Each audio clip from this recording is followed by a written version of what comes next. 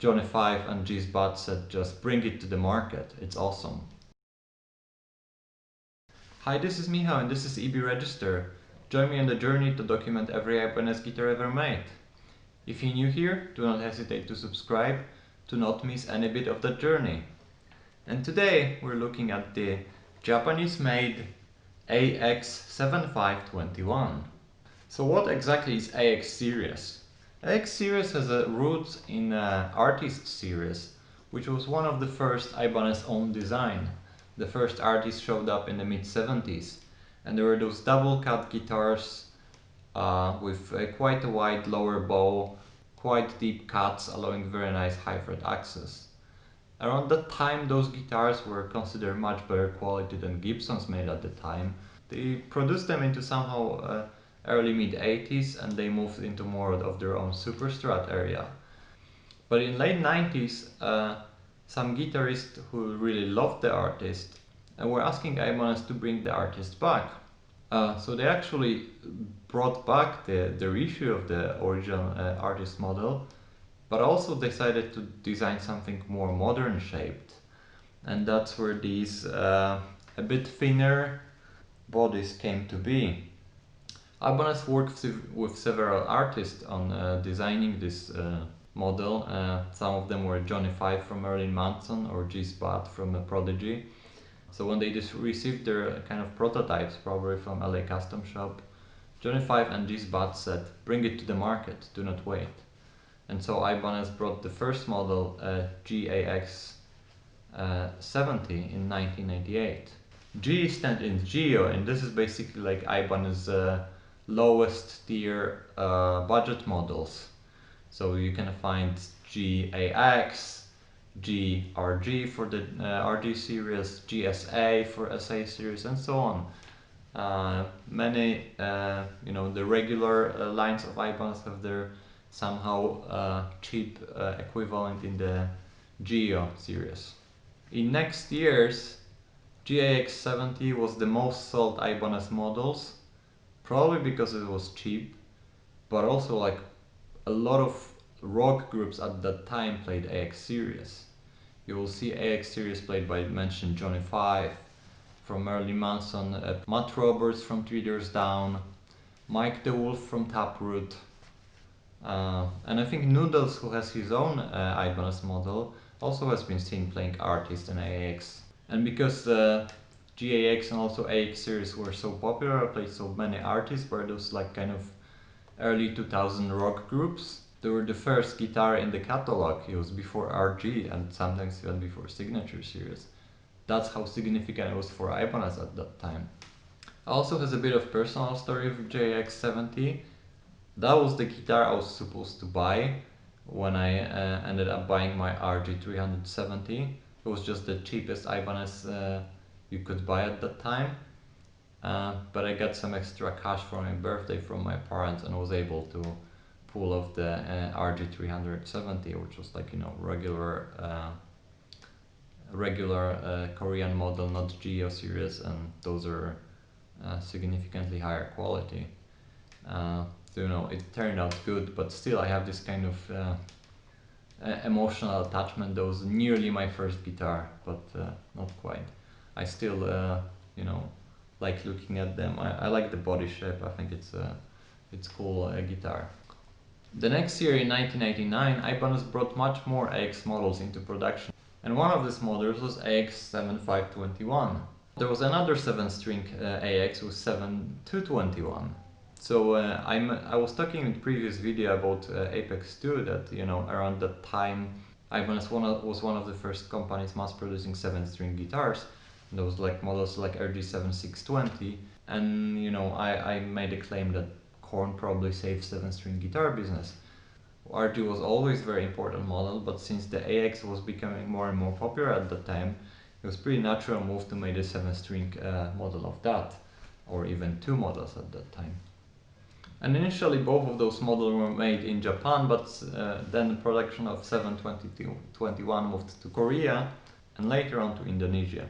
So when I saw advertisement on local Facebook group that there's like AX7 for sale, I didn't put much hopes up. I figured it's probably like Korean or Indonesian.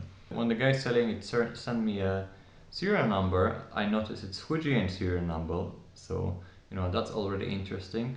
7-string AX from Japan. But what I noticed is also it was 2000 serial number, and the 7221 was produced in Japan only in 1 year, 1999.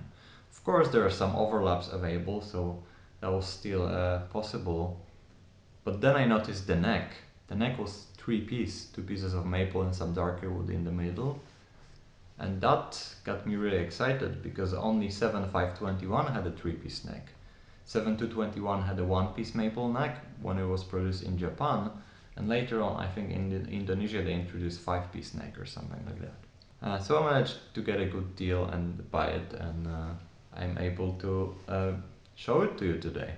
So yeah, the serial number is F002919, which is basically 2000 year, 20,000 sequence number, so it's probably mid-year. And you know, when we look at the model number, 7-string, and then if we strip it, it's like 521.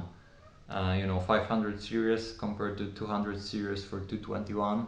20 suggests the double humbucker configuration, and 1 is a fixed bridge, so everything adds up. Although AX series doesn't have very consistent naming convention. For example, GAX70, 70 would suggest the humbucker single humbucker configuration, but it's double humbucker guitar and it's like fixed bridge, so it should be like JX21 or something like that.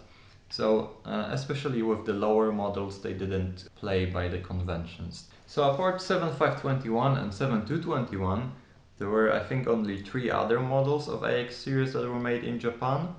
It was AX6 CSD1, so those are so-called CSD, are custom shop design models. So LA Custom Shop in California is designing them, but the J Custom luthiers in Fujian are building them. There was Prestige AX1220 in a biker black color, and there was also quite early AX320T for tremolo. So it was basically like a double humbucker with a tremolo put in. It was I think low TRS or TRS 101 trem. It's one of the highest end, but still Japanese trem. The custom shop one has a low pro edge, so you know, probably the best tremolo ever. Okay, so let's look at the specs of this 7521. Mahogany body, feels quite light because it's not as thick as RG, and beveled on the edges. Those bevels were quite new for Ibanez at that time. Now we can see this similar design on the RGD series, they also have those bevel edges. And also 2020 FR series have those beveled edges. So 3-piece neck, also as mentioned, with the maple and the bubinga stripe in the middle. It has a scarf joint, so the headstock is all maple. Plastic nut, rosewood fretboard, 22 frets. The scale on AX guitars is 24 3/4, so you know, Gibson scale, a bit shorter than what usual on Ibanez. The neck is 21 millimeters thick at the 1st fret and 22 at the 12th fret, so pretty uniform across the length. It's a bit thicker than, for example, Universe or Apex guitars, the one I talked a month ago, but it's still pretty nice neck. It has a bit rounder radius, it's 305 millimeters than usual 400 or 7-string RGs. So it's a bit thicker, rounder, shorter neck, but it, you know, feels very good. It's a very nice shape. It's a bolt-on, but it has the all-access neck joint, which is also uncommon on AX guitars. Usually they have like a square joint. The hardware is chrome. Go-to tuners in 4.4+3 configuration. The bridge is called GTC7. The jack is mounted on the side with the plastic plate. Not the nicest jack ever, but two V77 humbuckers, which is interesting. Usually you get like V7 and V in the neck and V8 in the bridge. and those 7-string versions are called V77, V78. But this has two V77, so two same humbuckers, just mounted in opposite way. 3-way toggle, so neck humbucker, both of them, bridge humbucker. They're very Gibson-like controls, so we have two volume knobs, two tone knobs, each for each humbucker.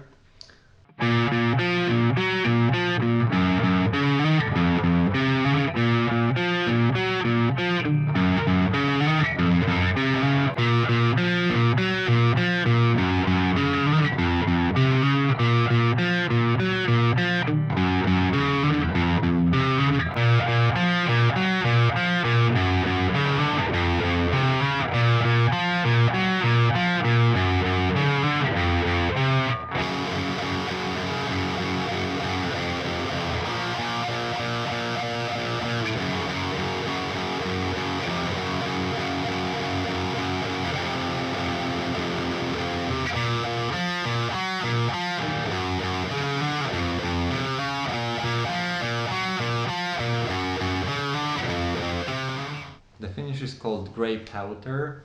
There's also stained oil version of that guitar, so kind of natural color. And those powder finishes are kind of weird. They act a bit like they're made of metal, so the scratches on those finish look like scratches on the metal plate or something. And it's also very thin lacquer, very hard. It feels quite nice, but you can see quite often, like, you know, it rubs on the edges here. Looking at the condition of this guitar, it's definitely been played. There are like some small dings in the neck, nothing that would prevent from playing or anything, but noticeable. There's finish rubbed off on some of those edges, the hard edges, so it's pretty easy to do. Some smaller dings again on the edges here, and bigger impression in here, like, you know, it's like maybe 1 to 2 millimeters deep and like 2 by 10 millimeters, like somebody scratched it something deeply.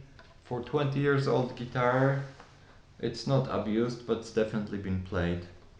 There's also quite a big impression here on the A and G heel. Again, nothing that caused problems or anything, and it didn't expose wood either here. That's all about this AX7521. If you're interested about more about Ibanez and 7-string history, I suggest watch my previous video about the Apex series, but I also talk a lot about, you know, how 7-string guitars progressed for Ibanez. So feel free to watch that. Thank you for watching, and see you in another chapter of Document Every Ibanez Ever Made.